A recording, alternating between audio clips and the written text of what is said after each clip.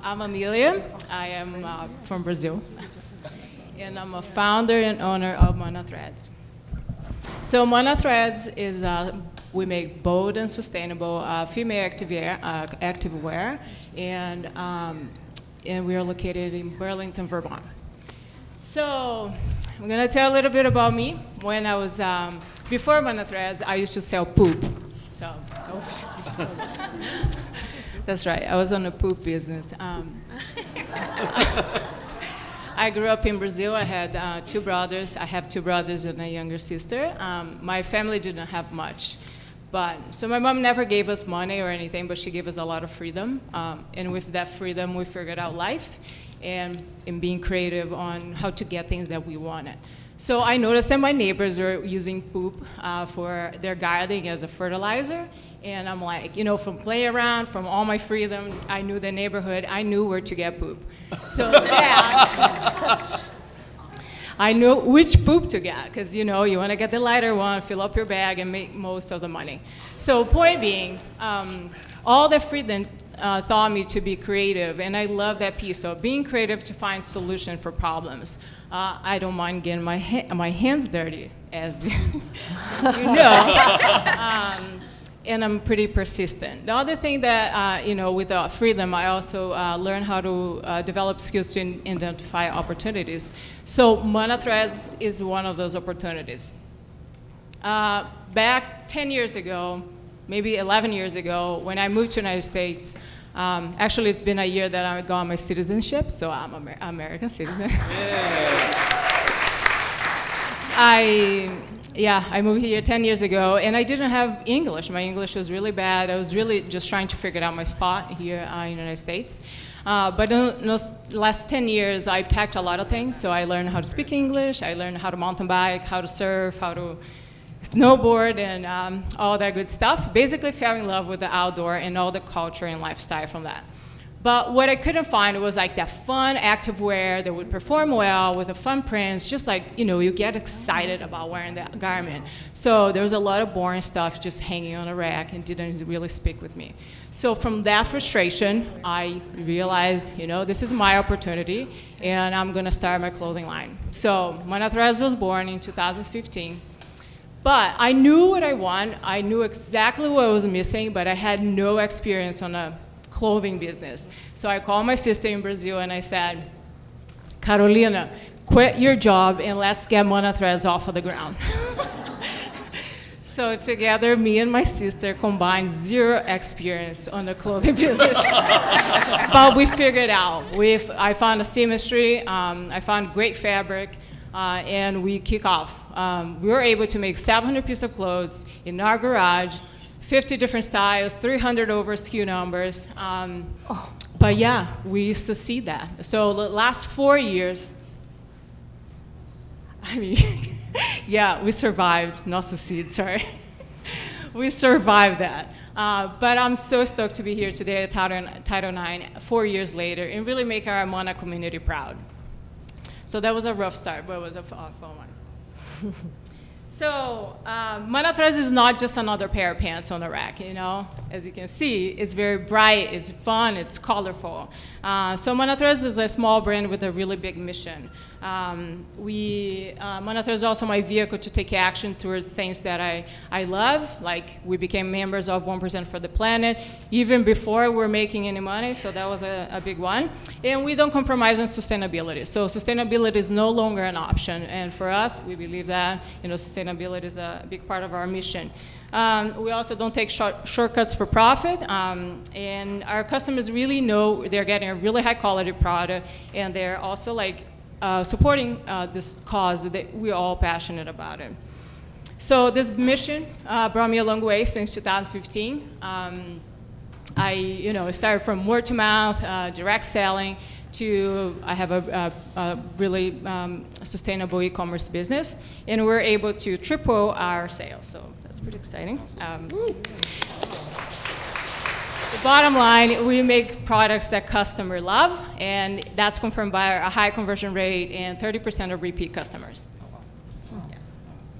So we make fun, we make high performance clothing for women that likes to stand out the way they live their life and for the things they believe.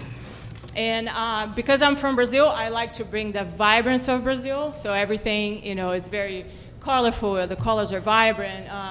But that's my touch from my Brazilian culture, where I try to blend, the vibrance of Brazil with the active outdoor culture here in the United States. So my goal is to make like 2 collections a year. And this one is my latest collection where I'm using biodegradable nylon. So the reason I choose the nylon is, one is longevity. So when you talk about sustainability, you want the product to last as long and to be able to reuse. And then, I get a lot of feedback from customers. They love our stuff. And what they love the most is actually when they're out there, they get lots of compliments and just a reason to talk about the garment. That didn't happen for just, by mistake. I spent almost 3 years traveling all over East Coast and West Coast, going to marathon expos, yoga festivals, trunk shows, gyms, CrossFit, you name it, I was there.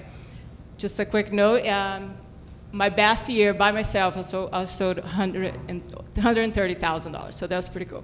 Nice job. Okay, so where we're going. So building a great brand is my number one mission. And I want our customers to have the best experience with our brand and inspire them to stand out. We had many opportunities like this year. We were invited by the state of Vermont to participate in the Outdoor Retailer Summer Show. And QVC approached us. They want to carry monothreads. But not every opportunity is a good opportunity, and that one did win against my core. So we turned that one down. But the point is, we don't want to just make more. We want to do better and make better. So for this year, so this is all my new collection here. I have 3 things that I'm focusing on the next year. One is our production to scale. So I brought part of my production, half of my production here to the United States. So products will be manufactured here in California. And also because I want to be close to my manufacturer, close to my pattern maker. Continue to grow our online business and our presence online. So this year I hire a second person. I'm super stoked about that. She's my ninja go-getter. And it's so this team of 2 have seen our revenue triple. Pretty cool. I should stop saying it every time I say it. Okay. And continue to work on our journey. So one thing that we've done is switching all of our fabric for biodegradable nylon. The other thing is switch all of our packaging. So I switched one of my mailer for a compostable mailer. And the next 2 steps on our sustainability journey is to carbon offset through climate neutral, and also come up with a recapture program for reuse and recycle.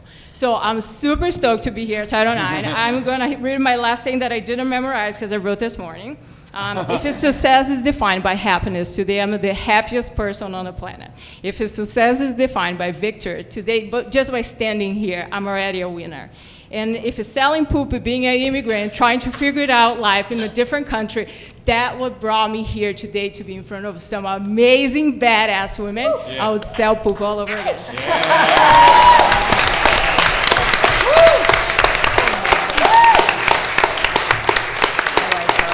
I just want to dance. I want to dance.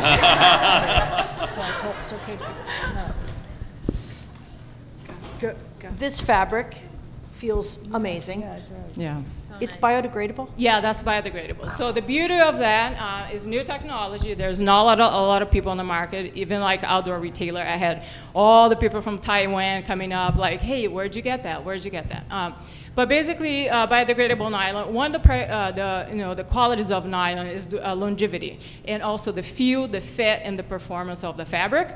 But 2 years on the landfill without oxygen and sunlight, that fabric will biodegrade. So different than the recycled PET, that one doesn't go anywhere. So if you think about the full cycle, to be responsible for the full cycle of a product, because we don't recycle garment here in the United States, that's a better option. It just biodegrades, right? So also the green gas is reused for production again. So it's really closing the loop with that fabric.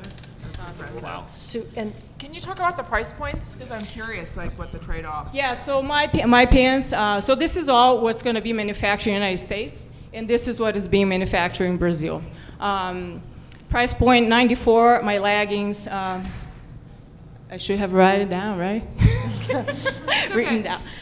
40 something my bras, and 38 tank tops, 42 the long sleeve. So the price point's pretty good. 94, 74, 72, and $100 a pair of pants. Yeah, so I'm not, I'm looking, yes, I'm looking Lululemon, I'm looking Athleta, and putting right in between. And so I'm like, I'm offering a really good product, so I think that's, maybe there's even a little room to get that price a little bit higher. And do you think your growth is fueled by the fact that you're biodegradable? Is that something that your customer is super excited about? So this is all new. Oh, this is new. Okay. But basically, there's no difference from what I was doing before, because I was also using nylon. So you don't feel the difference. It's the same fabric. The difference is on that nylon, on that yarn that now is like tweaked it to be able to biodegrade. So this, it performs the same. Okay. Anyone else have questions? When you moved your production to California, I'm sure that impacted the margin. Did you change the retails then, or how are you managing No, that? this is the price after negotiating with my production here in the United States. Yeah. And how do you decide what to produce in Brazil versus the U.S.? Well, I'm from Brazil, so I want to continue working and supporting my seamstresses down there. Not to mention that everybody that I work with and my partners, they're all women-owned business. So I want to continue to support Brazil. I love my seamstresses down there. I have a really strong team, so this is what I'm manufacturing down there. So it's also a lighter garment, so for shipping and transporting is an easier way. And this is what I'm producing in the United States. The reason is I feel like with manufacturing here in the United States, I won't be missing any opportunity in case I want to scale. Because it'll turn quicker? Yeah. Yeah. And how much can you handle in the U.S., like in terms of like Alice's question before? How much of my production is here? Yeah, how much can you handle? Like if No, we wrote a PO what are for you 500 orders, could you handle that? So in Brazil, I can probably make like 2,000 pieces a year, and in the United States, and double or more. Yeah, really the manufacturer here in LA is no problem. 4 to 10 weeks, that's what yeah. Uh-huh. Yep. Uh-huh. Also women-owned business. That's cool. And have you talked about sizing? I don't think you have. Your So I size? go from extra small to large. Okay. Also getting a lot of feedback for bigger sizes. So that's definitely something like, why not? Yeah, incorporate more sizes. Yeah, especially the skirts. I could totally do like larger size on the skirts. They just fly off the rack. Did you find these production partners that are women-owned by chance, or was that what you were looking for? I did a lot of digging and research, and I like to look in the eye, so I visit them. I went to shake hands with the seamstresses, with the people that are cutting the fabric, and so I visit all of them. And this one I really enjoyed, and really like when we went to outdoor retailer, I didn't have any of my samples, and I said, I need those samples for outdoor retailer. We had a week, and then she goes, you're gonna have your samples. So she just like prioritized that thing. And that's like when I choose people to work, that's what I want. I want a partner, right? So that's Okay. Great. Awesome.